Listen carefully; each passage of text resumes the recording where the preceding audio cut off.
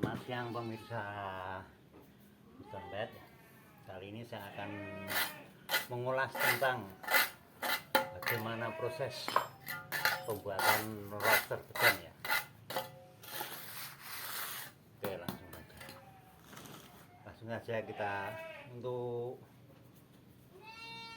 adonan topi kita menggunakan campuran pasir 1 berbanding semen 1 ya. Perlu diingat untuk pasirnya pasir ayaan 0,5. Di sini saya menggunakan pasir Merapi nih ya. Kebetulan daerah saya, daerah Bayat ini dekat dengan Merapi. Dan pasir Merapi ini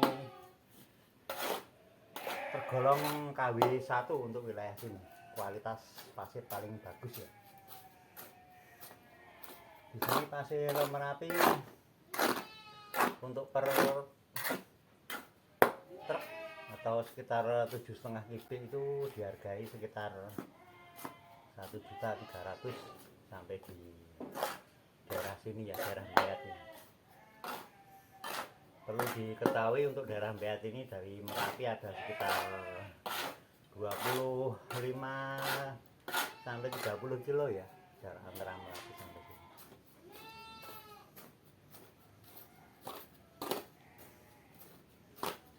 Kita akan melakukan adonan semen 1, pasir 1, kita aduk sampai merata ya, atau dalam bahasa lain kita bolak-balikan seperti ini sekitar minimal 6 kali. Kita sisir, kita balikan seperti ini sekitar 6 kali.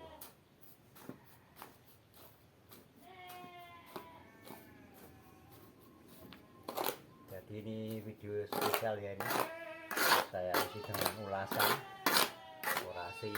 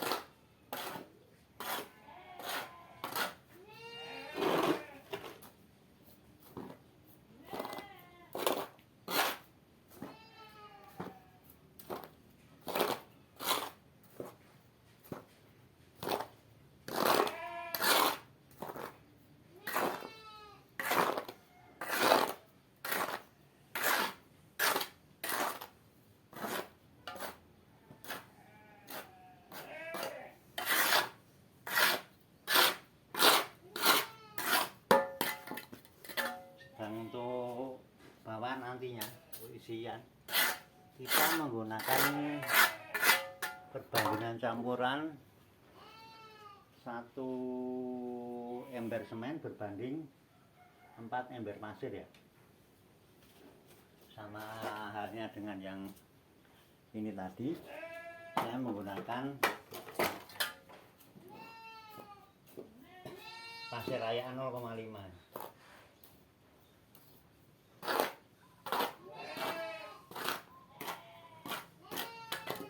Semen kita kita aduk, kita tambahkan air secukupnya ya. Jadi nanti posisinya seperti ini, posisi adonannya seperti ini, perong. Kalau dalam bahasa saya perong.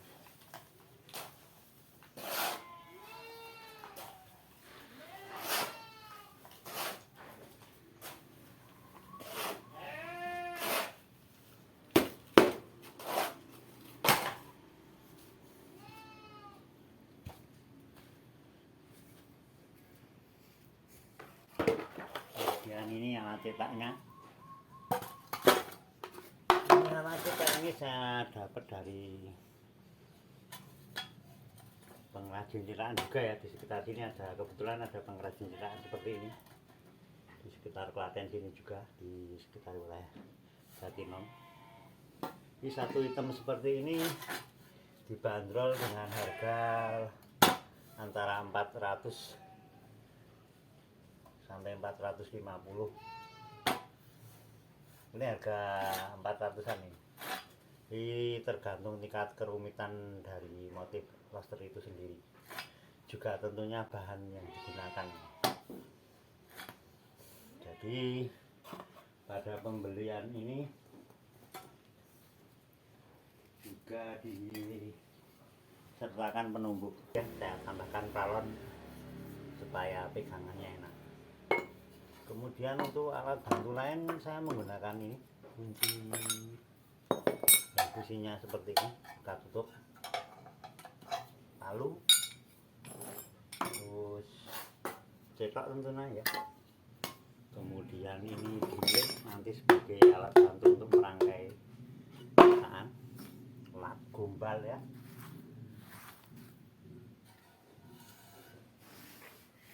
Terus penumbuk ini kayu ini dari balok atau kaso usuk ukuran 46.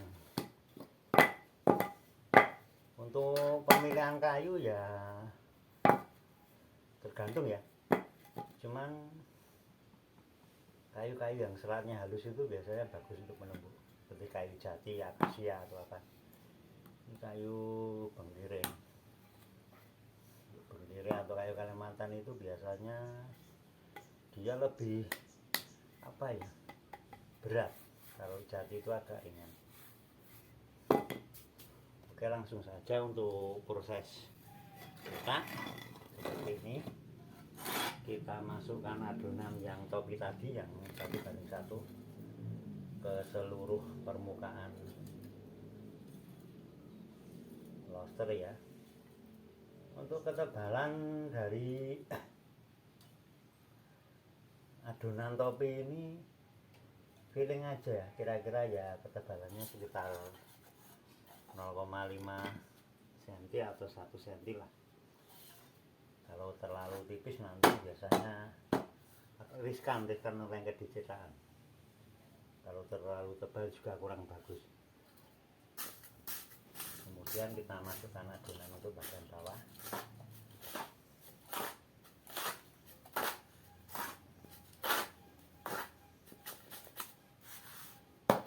Jadi kalau kita belum terbiasa cetak, sebaiknya timbunan tidak menutup sampai ke atas seperti ini ya, bisa kita kurangi.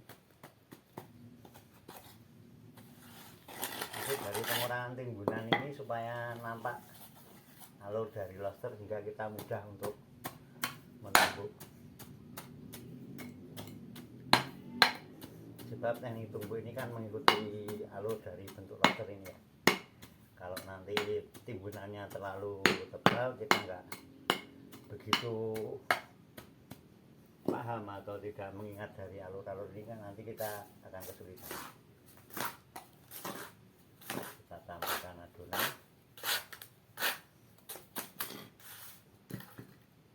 kita padatkan lagi.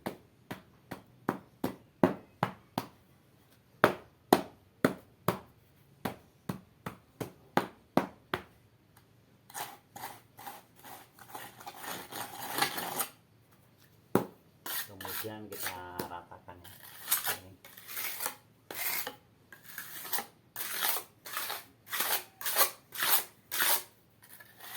Supaya bagian bawahnya lurus.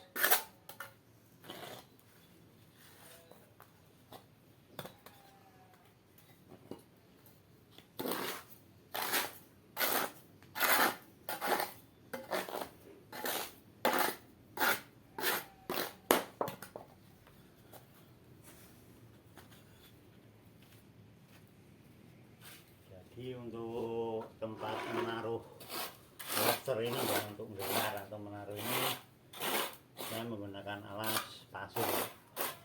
Kenapa pasir? Karena kalau pasir itu sifatnya membara ya.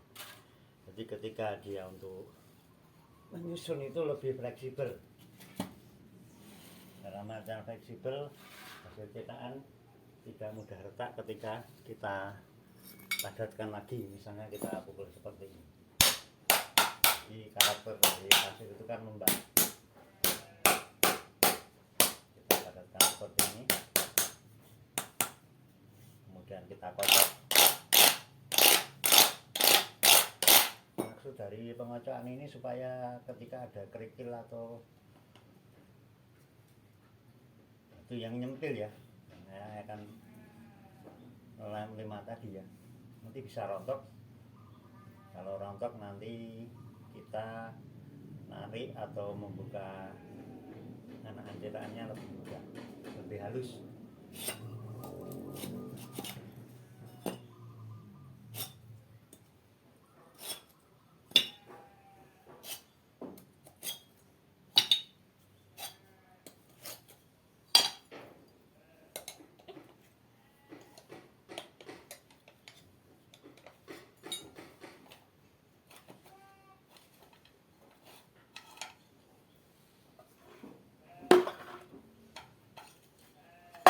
Setelah untuk nyetak sebaiknya kita alak seperti ini supaya tidak lengket nanti kalau dibuat untuk mencetak lagi.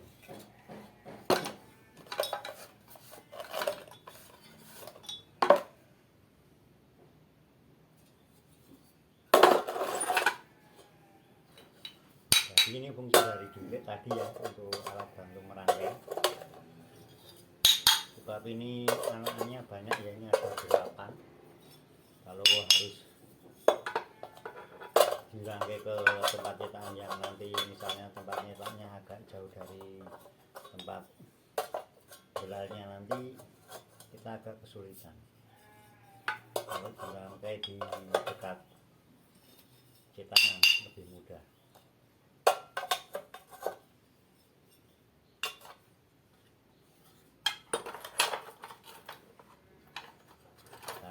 Seperti ini.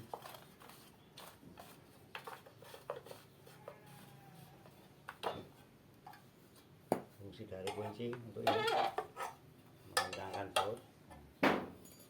Untuk teknik angkat cetakannya seperti ini. Kita miringkan 90 derajat, kemudian kita angkat. Jadi tidak tumpah.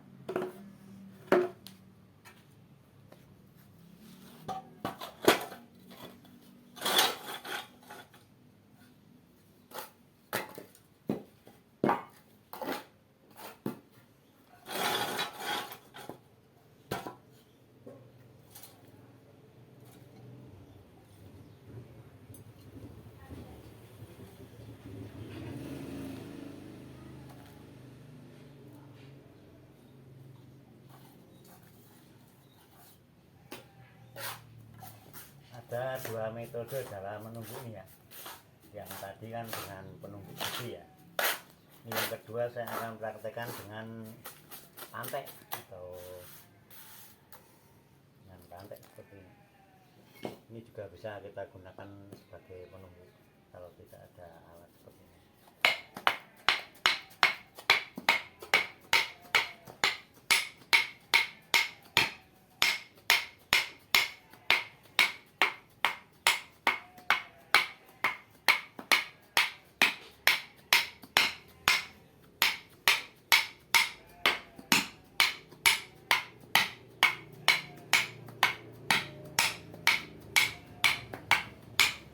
Untuk kelebihan dan kekurangannya, kalau pantek tentu saja kita harus bermain 2 tangan ya.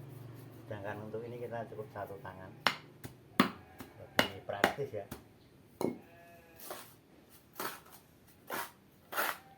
Makanya kalau untuk pembuatan lebih efektif menggunakan penunggu ini.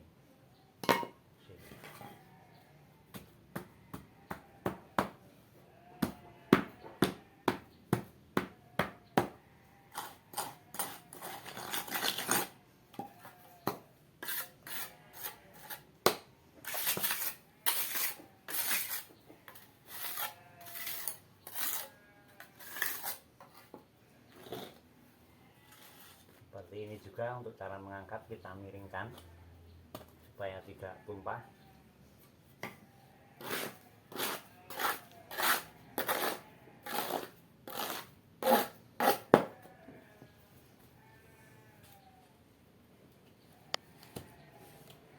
Untuk teknik naruh, saya biasa di sebelah kanan dari hasil cetakan yang sudah ada ya. Perhatikan dalam menaruh, ini posisi baut ini harus aman ya, jangan sampai nanti ketika kita buka dia akan nabrak di sini seperti ada. Sebelum kita buka, kita kendorkan dulu baut cukupnya, kemudian kita padatkan lagi.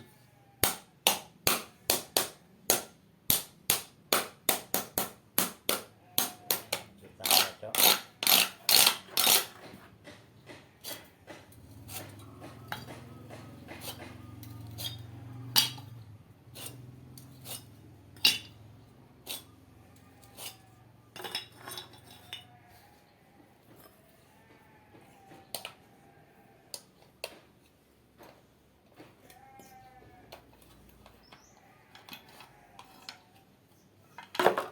Seperti tadi ya, kita bersihkan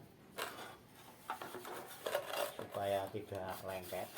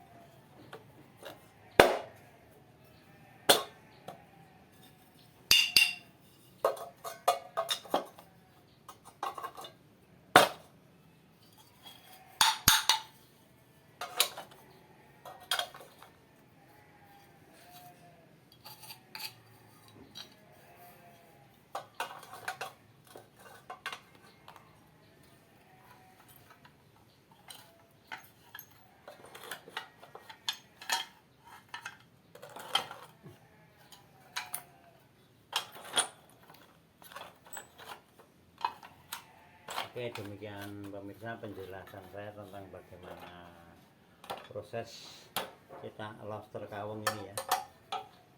Nanti akan saya uraikan lagi ketika ada motif baru ya. Tapi pada prinsipnya sama. Hanya mungkin yang membedakan alur dari bentuk lobster itu yang nanti berhubungan erat dengan cara kita pantek atau pemadanan. Oke, demikian. Selamat siang dan terima kasih.